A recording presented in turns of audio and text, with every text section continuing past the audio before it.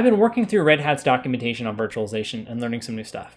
As I was going through the chapter on storage, I learned enough information to give you 5 more videos on VM storage management. So we're going to be getting really detailed on this subject. Now, in this first video, I'm going to be showing you a few commands that are going to give you more information about your storage volumes. In the next video, I will be covering creating disk-based storage pools. In the video after that, I will be covering creating file system-based pools. In the video after that, I will be covering creating LVM-based pools. And in the final video, I will cover creating pools based on an XML file. This is B from Tay Talk Tech, and today we're going to be covering more VM storage management. Stay with me. Now, before I get into that though, I've got a favor to ask. If you like this type of video and want to see more content like this, make sure you are subscribed and hit the bell button for notifications. Lastly, let me know what you like, didn't like, or if you have any comments, questions, or concerns, or emotional outbursts down in the comments below. Let's switch over to the desktop and get into it. All right, so the first command that I want to go ahead and go over here, let me just get rid of that. It's going to be sudo versh pool list tac all, and then tac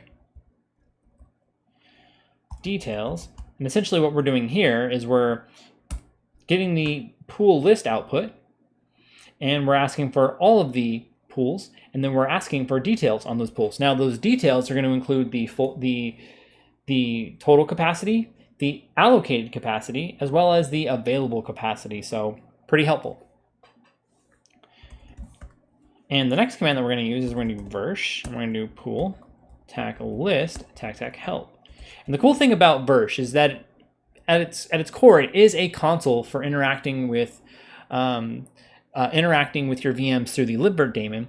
But you can also use the command, which is what we've been doing pretty much through this entire series. And with this particular command, we can also use help commands for the, I guess what we would call these subcommands, even though they're technically still officially versh commands. In this particular case, we're using the help option for the pool list command. Now, the help option, the tac help option, will work with really any versh command. So if you're doing it for pools, volumes, anything else that you can think of, you can use the help command for. So pretty cool. All right, let's go ahead and clear out of that. The next thing that I want to go ahead and show you is going to be sudo versh pool capabilities. Oops, I think I spelled that wrong.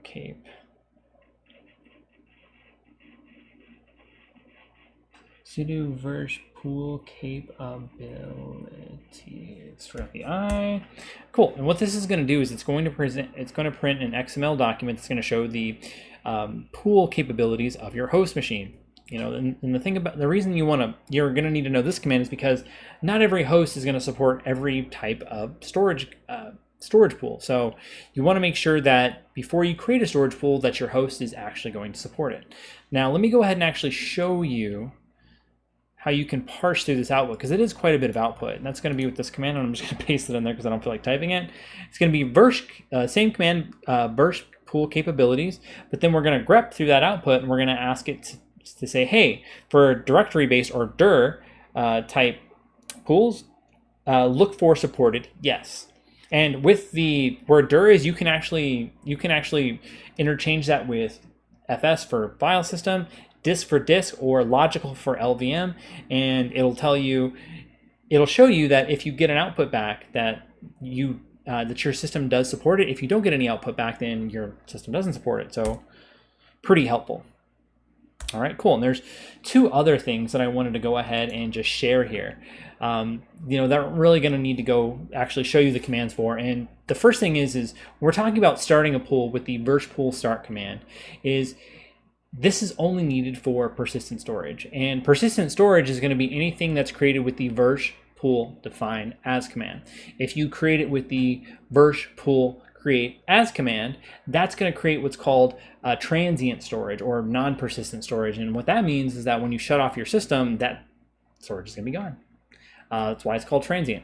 Now, the last thing is when we talk about directory-based or file system-based pools, those are going to require you to build the path using the pool build command. And I actually showed that in the previous video in the series, and I will actually be using it in the file system-based video that will be coming up. So yeah, there's going to be tons of information that I'm going to be covering in these videos. So I decided that I was going to break them up just because time constraints and just throwing all this information into one video is just, you know, it's overwhelming for me, and it'd be overwhelming for anybody who's really just trying to learn this stuff. And you know, I don't mind making shorter videos, especially if they're much more digestible, which is the way that I like it. So yeah, great. And you know, storage is a complex topic when it comes to virtualizations.